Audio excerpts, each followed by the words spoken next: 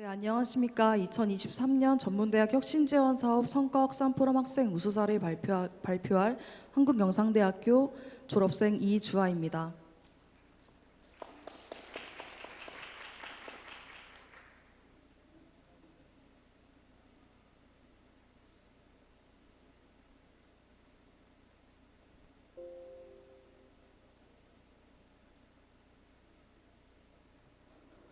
목차로는 제가 한국영상대학교 영화영상학과에 진학하게 된 배경과 학사 진학 후 무엇을 하였는지, 간단한 작품 제작기와 그에 따른 어떤 성과가 있었는지, 마지막으로 향후 어떤 계획을 가지고 있는지의 순서에 따라 발표하겠습니다. 먼저 제가 한국영상대학교 영화영상학과에 진학한 이유를 말씀드리고 싶습니다. 저는 영화영상학과만의 집중식 교육과정의 커리큘럼을 보고 진학을 결심하게 되었습니다. 영화영상학과의 집중식 교육과정은 영화 제작 프로세스에 최적화된 교육과정이 갖추어져 있었고, 무엇보다 장편 영화를 제작할 수 있는 기회가 학생일 때 주어진다는 점에 크게 놀랐었습니다. 장편 영화는 길고 긴 제작 기간과 큰 제작비가 들어간다는 점 등 수많은 이유로 학생 때는 장편 영화를 만든다는 생각조차 하지 못한다는 것이 현실입니다. 영화영상학과로 진학을 선택한 이유에는 이렇듯 잘 갖추어진 교육과정뿐만이 아니라 영화영상학과 진학한 학생들은 아직 학생이지만 바로 장편 영화를 제작할 수 있는 뛰어난 역량을 개개인이 가지고 있었고, 또 장편 영화 제작이란 큰 목표를 가지고 학생들을 잘 지도할 수 있는 교수진이 있었기에 고민하지 않고 영화영상학과에 진학을 선택할 수 있었습니다. 저를 포함해 과 학생들은 장편 영화 제작을 목표로 하는 영화영상학과의 집중식 교육으로 지금껏 배워온 전공을 살려 사회에 나가기 전 장편 영화의 감독이 되고 스텝으로서의 실제 현장의 프로세스를 경험할 수 있는 꿈만 같은 기회로 다가왔습니다.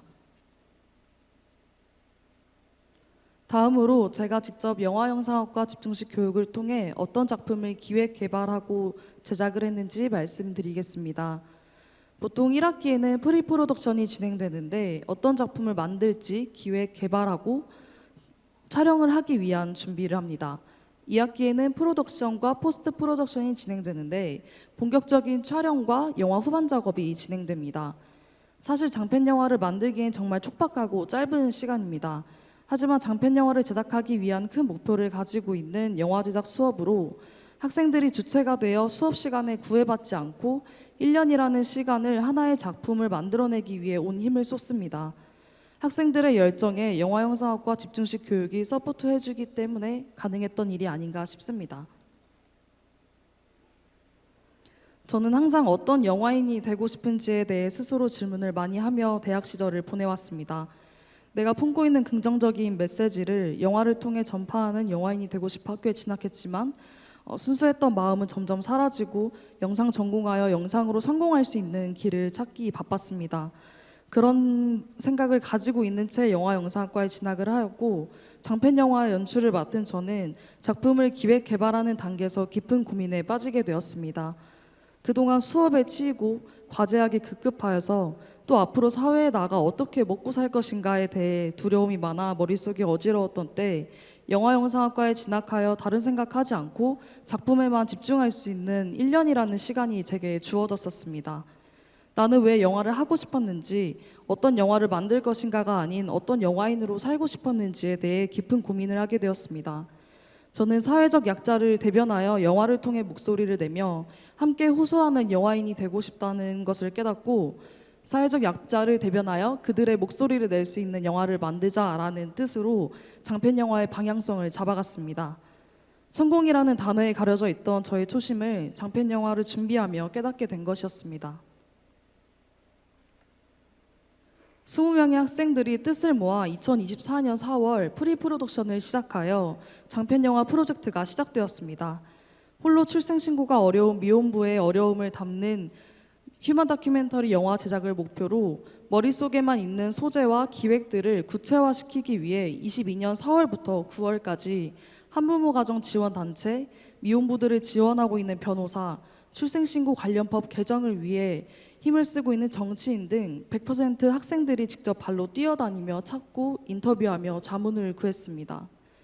다큐멘터리 주인공을 찾는 것은 더욱더 힘든 과정이었는데요. 아무래도 미혼부로 사는 것이 흠이라고 생각하시는 분들이 많아 찾기도 힘들 뿐더러 밤낮 없이 전국을 돌아다니며 섭외 후보가 되는 분들을 만나러 다니고 또 그의 가족들을 만나 설득하고 뜻을 밝히고 이런 수많은 과정들을 거쳐 기획 개발 단계가 마무리되었습니다. 약 6개월 동안 기획 개발 단계를 거쳐 소재, 장르, 러닝타임, 촬영 회차, 제작 일정 등이 구체화되었습니다. 소재는 미혼부로 시작하였지만 실제로 섭외한 주인공의 삶을 맞추어 소재가 면접교섭으로 바뀌게 되었습니다. 여기서 면접교섭의 단어가 생소하신 분들이 많으실 텐데요.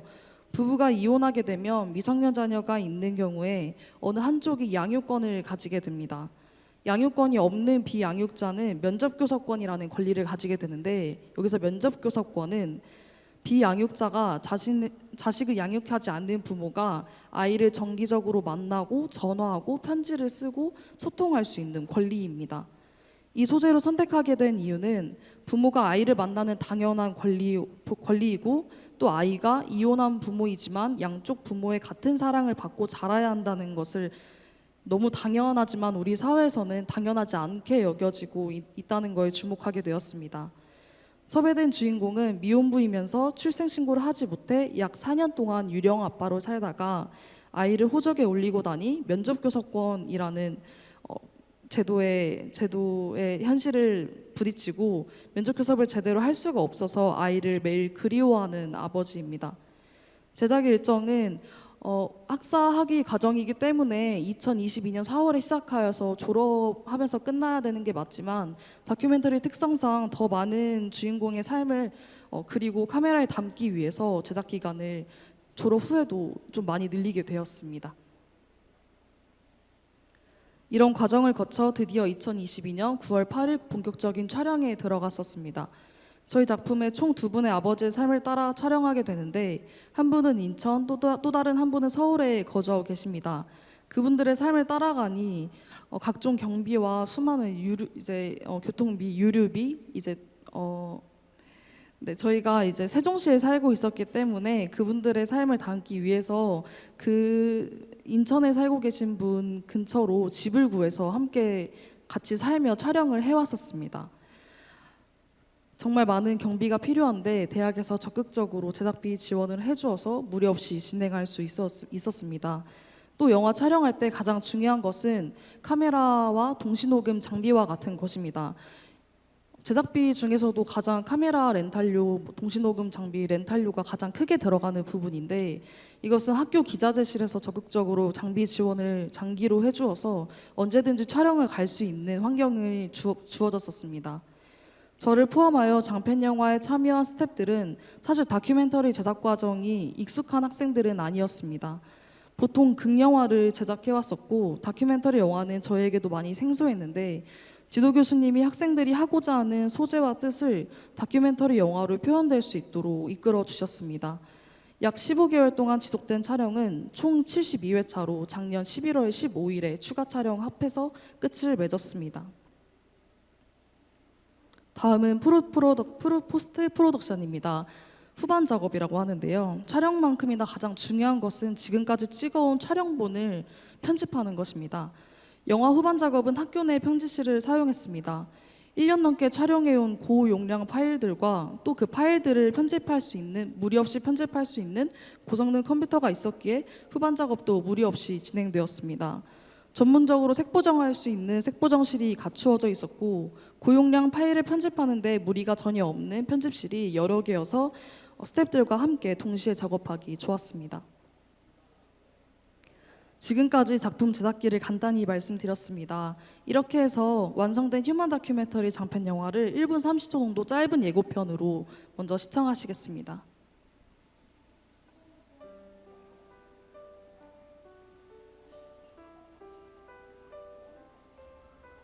예, 안녕하세요. 다름이 아니고요. 제가 인천에 사는 사람인데요. 포항까지 아이 면접 교섭 때문에 왔어요. 갑자기 나 오지 말라는 게 말이 돼요? 이 시간이면 내가 늘 KTX 타고 있는 시간인데. 아이를 보기 위해서 가는 거니까 그 아이를 만나기 하고 아이가 잘 크고 있는지 확인할 수 있는 방법이 이거밖에 없으니까. 보겠습니다. 새 걸로 하나 가져가고 딱 저번할 때부터 못 받았으니까 5시간 면접인데 겨우 1시간 밥만 먹고 헤어지고 있고요. 이게 제대로 된 면접입니까? 네, 이렇게 만나고 있잖아요. 한국은 아직도 면접 교섭 방해와 부모 따돌림 피해에 대한 인식이 부족한 관계로 미성년 자녀들은 부모 모두의 사랑과 관심을 받고 성장에 다양하며 이는 부모가 이혼하였더라도 예외가 아닐 것입니다.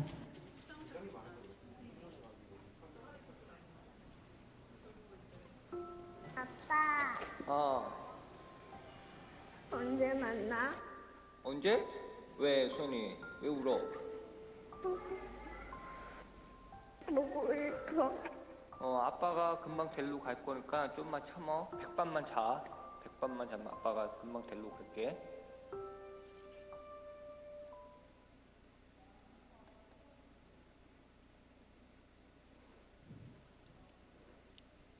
네, 한국영상대학교 영화영상학과 20명의 학생들이 약 2년 동안 제작하여 완성된 휴먼 다큐멘터리 영화 면접 교섭입니다. 보고 계시는 포스터도 실제 촬영 장면을 따서 학생들이 제작을 했습니다.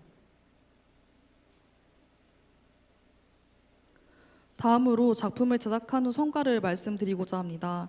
먼저 한참 제작 중이던 2023년 1월 29일 한 신문사 기자가 저희가 제작 중이던 영화를 흥미롭게 보고 첫 인터뷰를 요청하였습니다. 장편 영화의 스태프들이 모두 학생이라는 점을 흥미롭게 보았고 어떤 뜻으로 다큐멘터리 영화를 제작했는지를 궁금해했습니다. 이 인터뷰를 시작으로 수많은 기사가 올라왔으며 세종시에 위치한 대학 학생들이 모여 만드는 장편 영화들을 지역민들이 먼저 관심을 보였습니다. 이 이유로 지역에서는 저희의 작품과 제작하는 학생들을 더욱 주목하였고 2023년도 3월 1일 세종 FM 라디오에 출연하게 되었습니다. 보이는 라디오와 함께 송출되었고 본격적으로 지역 영화인으로서 지역 주민들에게 작품을 알리는 시작이 되었습니다. 작품이 완성되기도 전 라디오 출연과 인터뷰 요청으로 끊임없는 관심을 받으며 11월 25, 26일 총 2회차에 걸쳐 세종시 유일 독립영화관에서 시사회를 진행하기도 하였습니다. 전국적으로 많은 곳에서 상영되길 바란다는 관객들의 반응으로 시사회를 성공적으로 마쳤습니다. 성공적으로 시사회를 마친 후 대전 KBS 소소공방이라는 프로그램에서 섭외 요청이 왔고 다시 한번 지역의 관심을 받게 되었습니다. 이 방송에서도 장편 영화의 스태프들이 모두 학생이라는 점을 놀라워했습니다. 또 저희 작품의 소재가 생소하기도 하고 쉽지 않은 주제인데 학생들이 만들어갔다는 점을 좋게 봐준 것 같습니다.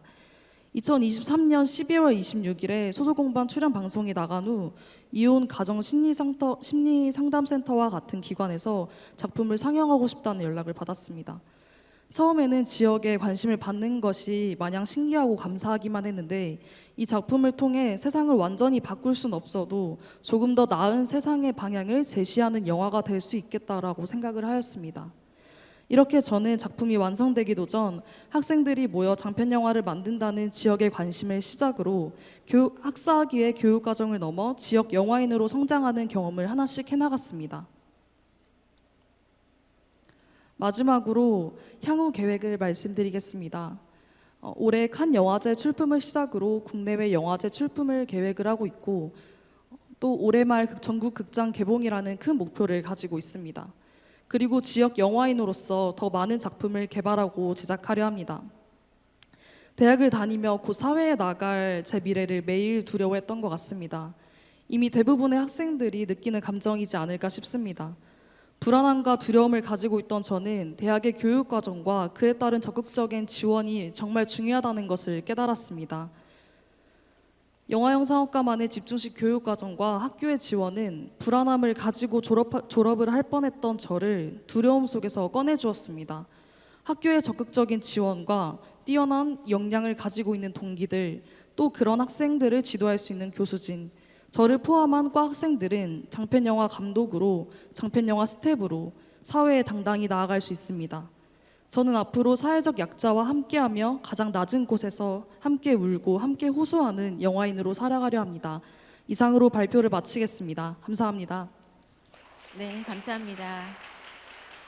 시간 관계상 한 분 정도 질문을 받도록 하겠습니다. 네, 잘 들었습니다.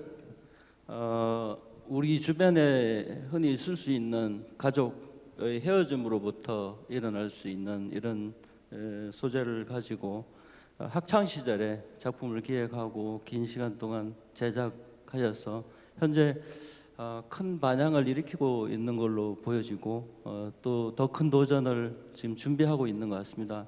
저희 개인적으로 볼 때 큰 성취를 이루실 것 같고 현재도 이루고 계신 것 같은데요. 이런 그 이주아 학생의 도전과 성취에 우선은 큰 응원을 드리고 싶습니다. 그리고 제가 하나 궁금한 거는 이게 우리 주변에 늘 있을 수 있는 일들이고 면접 교섭이라고 하는 그런 용어 자체는 좀 저도 처음 이렇게 접하는데요. 이런 비슷한 영화들이 많이 있을 것 같은데 그런 영화를 통해서 결국은 이제 우리가 이런 가족의 아픔이 발생하지 않게 하는 것, 그다음에 그 발생했을 때는 이게 이 가족분들 모두가 이렇게 올바르게 사회생활을 할 수 있고 사회 구성원이 될 수 있도록 하는 이런 순기능을 갖고 있다고 보고 있습니다. 그런 차원에서 이제 그 기획 단계부터 지금 현재 흐름, 이 반응 자체가 그런 목적을 좀 달성하고 계신지 궁금합니다. 그 부분에 대해서 조금 부연 설명 부탁드리겠습니다. 네, 죄송하지만 마지막 말씀이 그러니까 이제 이런 사회적인 순기능을 지금 현재 좀 하고 있는 것 같은데 당초 기획 단계에서도 이런 이걸 생각하고 아마 기획을 했을 것 같습니다. 지금 현재 여러 곳에서 이런 반응을 보이고 있는 것 같은데 그런 반응들이 그 앞으로 이렇게 진짜 그 사회에 영향을 많이 줄 수 있는지 그런 부분에 대해서 어떻게 예측하고 계시고 그다음에 이제 결국은 이게 시장에 영화의 흥행으로 해서 많은 분들이 보시고 그런 걸 이렇게 이 반향을 얻으면 좋겠는데 그런 쪽에 예측을 어떻게 하고 계신지 궁금합니다. 네, 사실 다큐멘터리라는 소재 자체가 많은 사람들에게 어떤 관심을 받지 못하는 장르이기도 합니다. 장르 자체가 이제 어떤 사람들은 지루하다, 재미없다라고 느끼시는 분들이 많지만, 근데 정말 영화의 어떤 극장을 가보면 사람을 이렇게 이렇게 휘어잡을 수 있는 영화들이 정말 많이 나오고 있는데, 근데 누군가는 돈을 못 벌더라도 그런 사회적 약자를 대변할 수 있는 영화를 꾸준히 계속해서 만들어야 한다고 생각을 합니다. 그래서 그런 부분에서는 흥행을 받지 못하더라도 수많은 관심들을 받지 못하더라도 계속해서 제작을 해야 된다고 생각이 들고 제가 제작을 하면서 느꼈던 거는 이게 영화 흥행이 되든 안 되든 저희가 촬영했던 그 아버지들이 계속 하시던 말씀은 이렇게 한 명이라도 관심을 가져줘서 너무 고맙다, 감사하다 이런 얘기를 계속 들어왔었습니다. 누군가 딱 한 명만 그 사회적 약자와 함께하고 그것을 통해서 그 소재로 영화를 한 작품이라도 나온다면 그걸로 그 영화로 응원을 받는 사람들이 분명 있다고 생각이 듭니다. 네, 감사합니다. 우리 질문과 답변이 네, 진행할까요? 네, 우리 질문과 답변이 마치 실제 감독을 향한 인터뷰 자리 같아요. 네, 우리 의식 있는 영화인으로 한 걸음 더 전진하는 이주아 학생의 멋진 노력에 우리 모두가 응원을 합니다. 감사합니다. 네.